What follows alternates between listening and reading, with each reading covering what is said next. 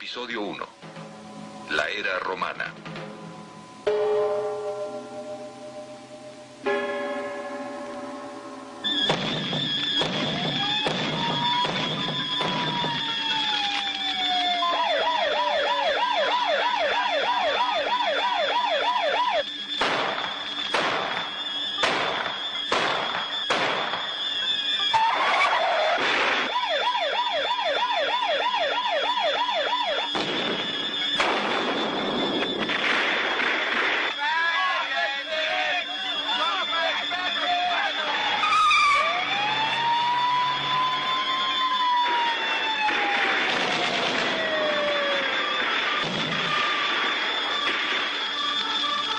Hay una corriente en la historia y en la cultura. Esa corriente se funda en el pensamiento de la gente.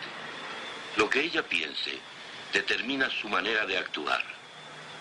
Hay violencia y descomposición en la sociedad al grado de que resulta peligroso caminar por las calles de muchas ciudades del mundo. Por otra parte, existe el peligro de un creciente autoritarismo que busca conjurar la amenaza del caos nacional e internacional. ¿Debemos desentendernos y claudicar? Si no, ¿cómo debemos vivir entonces? La respuesta a si debemos cruzarnos de brazos y ceder es no. Hay muchas buenas razones para no hacerlo. Podemos encontrar ayuda en un reducto inesperado para la mayoría de los hombres modernos, pero para comprenderlo debemos retroceder en la historia.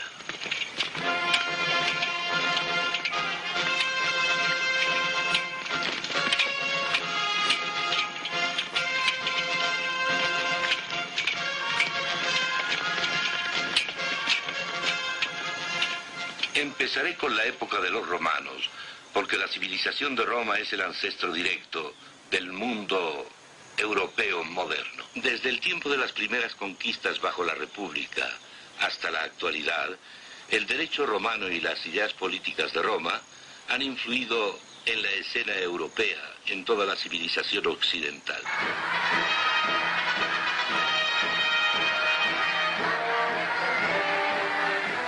El Imperio Romano fue grande, tanto en tamaño como en fuerza militar. Se extendía sobre gran parte del mundo conocido. Sus caminos abarcaban toda Europa, el cercano Oriente y África del Norte. El imperio comprendía desde el muro de Adrián, construido para alejar a los escitas, demasiado difíciles de conquistar, hasta los fuertes del río Rin, el norte de África, el río Éufrates y el mar Caspio. En una conquista, las legiones romanas cruzaron los Alpes, llegaron al valle de Rhône y cruzaron las cumbres de Dent du Midi, hasta llegar a lo que ahora conocemos como Vevey, en Suiza.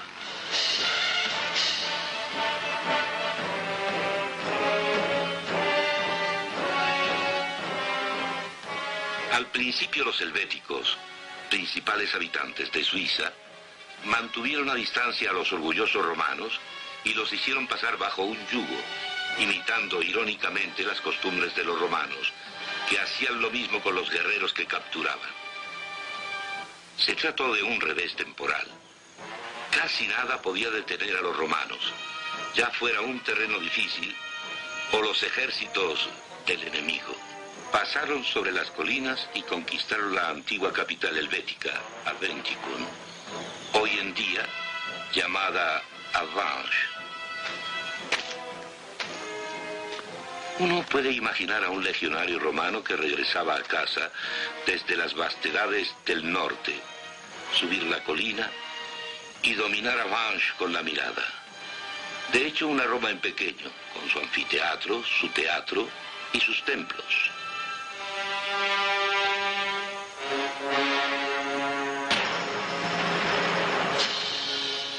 Amo a Avanches.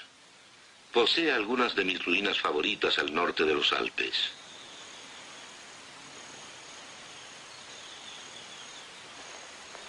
Se ha dicho, aunque me parece una cifra exagerada, que en algún tiempo vivieron aquí 40.000 romanos.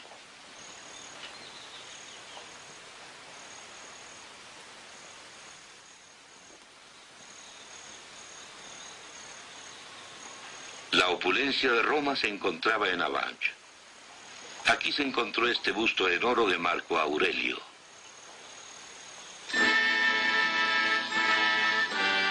Roma dejó magníficos tesoros de arte y arquitectura a todo lo largo de su imperio.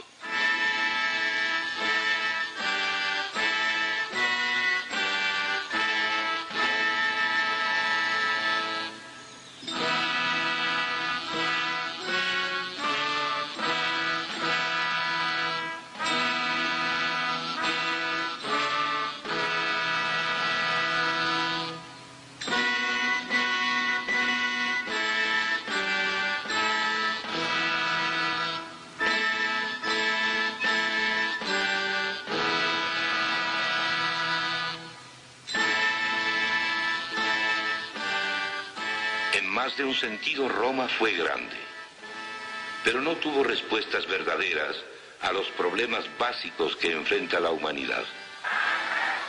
Cuando una cultura intenta basarse solamente en su fuerza militar, muy pronto se demuestra que eso no es suficiente. Por la sencilla razón de que sin una base sólida de conocimiento de qué está bien y qué está mal, de por qué debemos hacer ciertas cosas en contraposición a otras, no hay poder militar que resulte suficiente. En un principio, Roma trató de fundarse en las decisiones de los ciudadanos prestigiados de la República y más tarde en las decisiones de sus emperadores.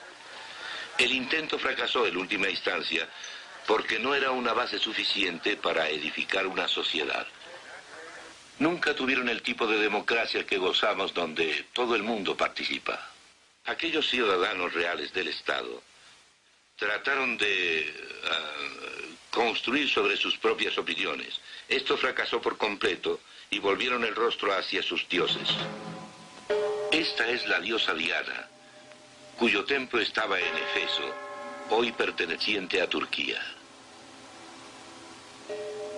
Los romanos, como anteriormente los griegos, también trataron de construir sobre sus dioses con la esperanza de tener cimientos que soportaran su sociedad. Sus dioses no eran lo bastante grandes, porque eran finitos, es decir, limitados. Eran como hombres y mujeres más grandes, sin diferencia básica entre estos últimos. Eran humanos amplificados, no divinidades. De ello se desprende que los romanos no tenían una base intelectual suficiente, es decir, no poseían la grandeza o la permanencia suficientes para relacionarlas con sus ideas o sus vidas. Por lo tanto, no tenían un sistema de valores lo suficientemente fuerte para soportar las tensiones de la vida individual o política.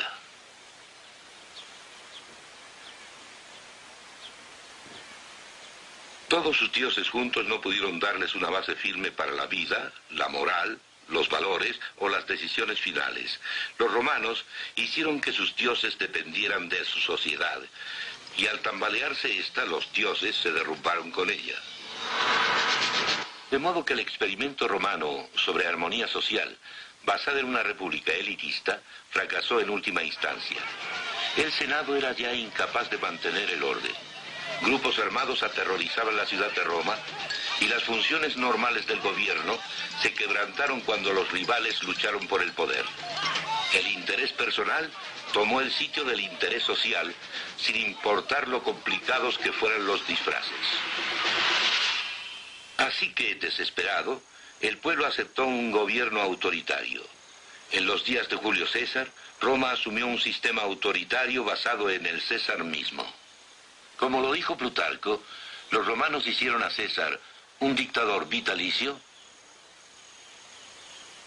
con la esperanza de que un gobierno unipersonal les diera tiempo de respirar después de tantas guerras civiles y calamidades.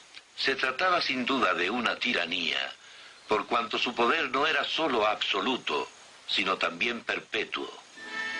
A la muerte de César, Octavio, más tarde llamado César Augusto, sobrino de César, llegó al poder. El gran poeta romano Virgilio, amigo de Augusto, escribió en la Eneida que este último era un líder señalado por medios divinos y que la misión de Roma era llevar al mundo la paz y la civilización. Debido a que Augusto ofreció paz interior y exterior, mientras guardaba las apariencias de la legalidad constitucional, los romanos de todas las clases estuvieron dispuestos a permitirle un poder total para que restaurara y asegurara el funcionamiento del sistema político, de los negocios y los asuntos de la vida cotidiana. Después del año 12 antes de Jesucristo, se convirtió en cabeza de la religión del Estado con el título de Pontífice Máximo. Todos fueron urgidos a venerar el espíritu de Roma y el genio del emperador. Más tarde, esto se volvió obligatorio para todos los ciudadanos del imperio. Incluso después, los emperadores sencillamente gobernaban como dioses. Augusto trató de legislar la moral y la vida familiar. Emperadores posteriores intentaron reformas legales y programas de bienestar social, pero un dios humano era un fundamento muy débil y Roma cayó. Es importante advertir la influencia que el punto de vista de un pueblo tiene sobre su fortaleza a medida que se ve expuesta a las presiones de la vida. Debemos entender que en aquel tiempo, cuando alguien se convertía al cristianismo, significaba no solo oponerse a las religiones circundantes, sino también a toda la cultura basada en esas religiones.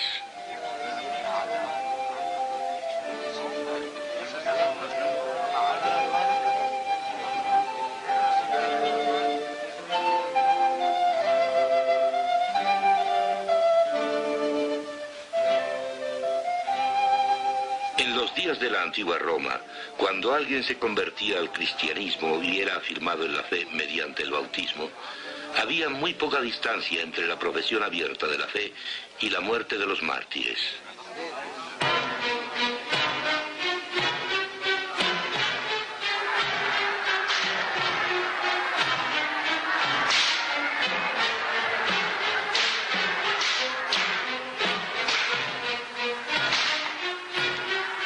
Roma era cruel, y su crueldad sin duda puede ser mejor ilustrada por los eventos llevados a cabo en el circo. Por ejemplo, el gladiador que vemos en esta estatua.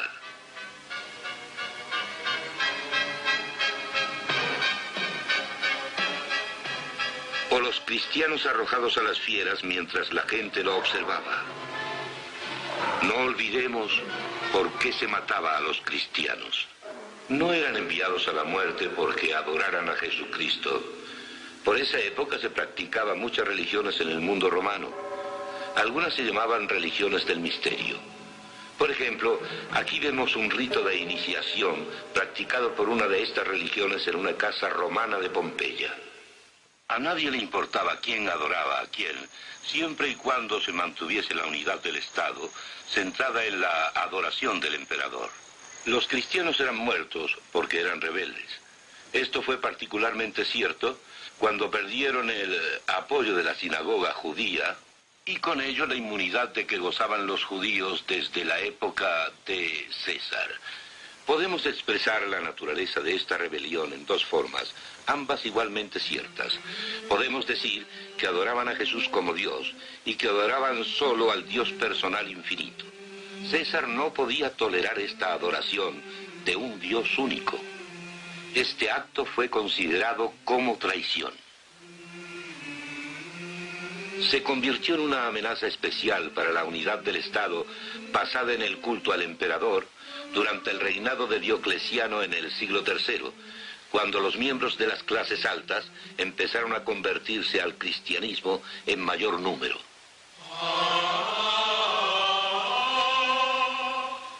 Como dijimos en aquel tiempo, cuando alguien se convertía al cristianismo, significaba oponerse no solo a las religiones circundantes, sino a toda la cultura construida sobre esas religiones.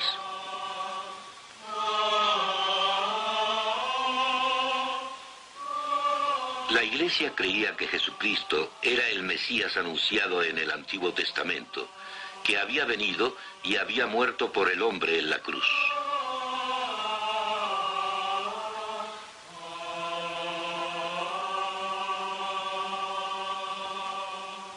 El segundo aspecto, sin embargo, es algo que tendemos a olvidar.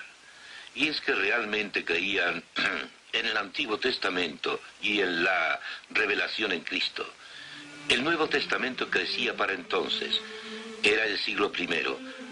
Era Dios quien había hablado, y ese Dios había dado verdad. Y por lo tanto no fueron atrapados en el flujo del relativista mundo romano, porque en verdad era relativista como en nuestros días. Una base débil para una cultura o un individuo solo puede mantenerse cuando las presiones no son muy grandes. Como ilustración, tomemos este puente. Los romanos construyeron muchos pequeños puentes arqueados como este sobre los arroyos de Europa. Muchas personas y vehículos los han cruzado sin peligro durante siglos, durante 2 milenios. Pero hoy, si alguien condujera un camión totalmente cargado sobre ellos, se derrumbarían. Lo mismo sucede con las vidas y los sistemas de valores de individuos y cultura. Si no tienen algo más fuerte como cimiento que su propia finitud, su propia limitación, soportarán bien si las presiones no son muy grandes. Pero cuando éstas aumenten, si no tienen una base suficiente, se vendrán abajo. Así como estos puentes romanos caerían si alguien los cruzara con un camión de 10 toneladas. La cultura y las libertades del hombre son frágiles. Si no hay consistencia en la base, solo es cuestión de tiempo, y a menudo no mucho tiempo, para que haya un colapso.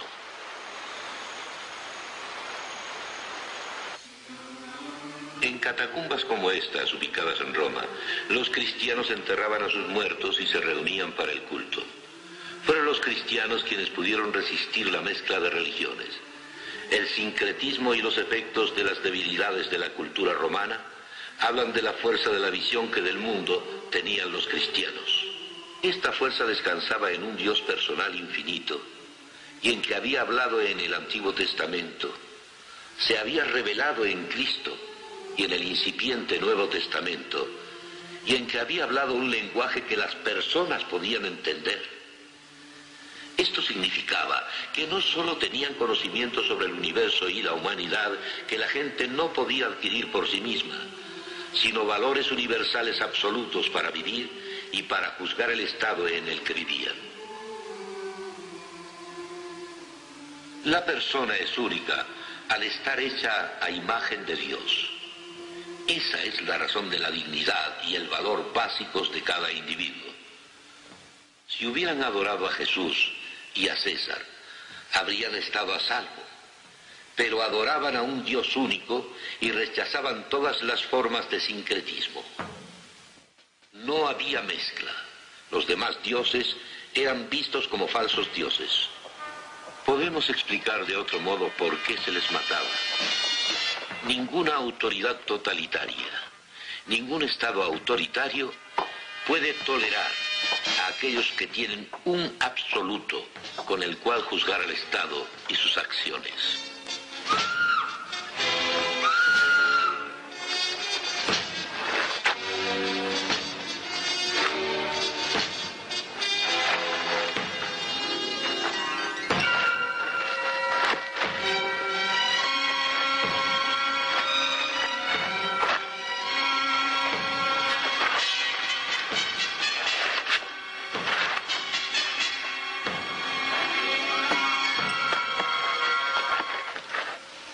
Los cristianos tenían una norma universal, con la cual juzgar no solo la moral personal, sino la del Estado. Eran considerados enemigos de la Roma totalitaria.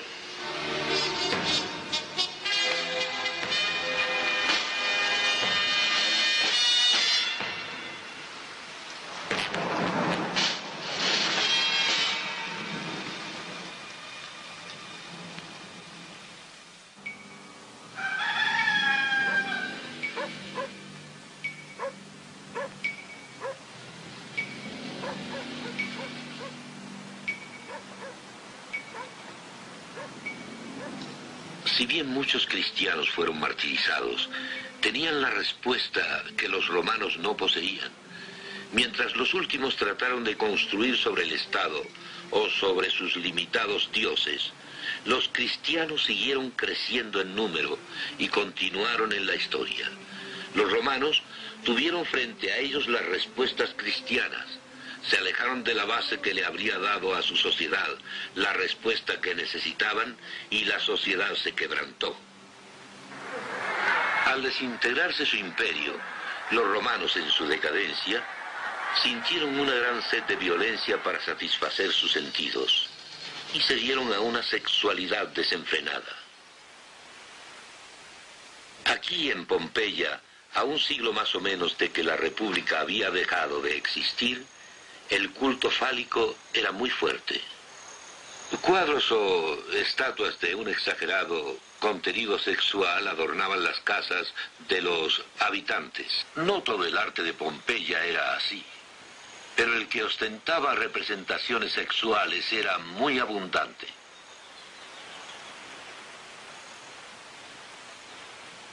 Roma sufrió un colapso no por debilidades externas, sino más bien por las internas. Si bien el emperador Constantino acabó con la persecución de los cristianos y el cristianismo se convirtió en religión legal en 313 después de Jesucristo y en la religión oficial del Estado en 381 después de Jesucristo, la mayoría de la gente siguió con sus viejas costumbres. La apatía fue el signo principal del período. La élite abandonó la vida intelectual por una vida social. La apatía también se presentó en las artes en una falta de creatividad. El arte patrocinado oficialmente se volvió decadente. La música se volvió más y más altisonante. Miren estas obras del siglo IV en el arco de Constantino y en contraste estas hermosas obras de arte del segundo siglo tomadas de monumentos anteriores al período del emperador Trajano. Este retrato del emperador Valtinio es muy inferior a esta semblanza del emperador Nerón, acuñada 300 años antes. Toda la vida estaba marcada por la apatía prevaleciente. Cuando la economía romana se hundió más y más, agobiada por un costoso gobierno y por la inflación, el autoritarismo aumentó para tratar de erradicar la apatía. Y como menos personas se inclinaban por el trabajo, el Estado intervino cada vez más y las libertades se perdieron. Por ejemplo, los campesinos en pequeño se vieron atados a sus lugares por ley. Debido a los resultados de la apatía y a la opresión, poca gente pensó que la vieja civilización era digna de ser salvada. Roma no se quebrantó debido a fuerzas externas como los bárbaros, sino por la podredumbre interna. Gradualmente Roma se convirtió en una ruina. La conclusión que obtengo observando la era romana es que no hay nada humano que proporcione una base suficientemente fuerte para la sociedad y para la vida individual de hombres y de mujeres individuales. Los griegos y los romanos trataron magníficamente de construir su sociedad sobre aquellas personas que le habían dado forma, lo que era una sociedad exclusiva y elitista. Estos pueblos trataron de construir sobre eso y fallaron totalmente. Después se basaron en dioses finitos, dioses que no eran el Dios personal infinito, y también fracasaron. Esto arroja una conclusión simple. No existe un fundamento firme para la sociedad a partir de los límites de la finitud y del principio de que el hombre es en sí autónomo. La contraparte, desde luego, es que los cristianos pudieron resistir. Y la razón por la que pudieron soportar el sincretismo de esos días, la persecución y el martirio en el circo, enfrentándolo con verdadero valor, se debe a que empezaron en el sitio exactamente opuesto. Empezaron con la existencia de un Dios personal infinito y creyeron en que había hablado y tenían la verdad en el Antiguo Testamento, en la revelación de Cristo y en el entonces creciente Nuevo Testamento.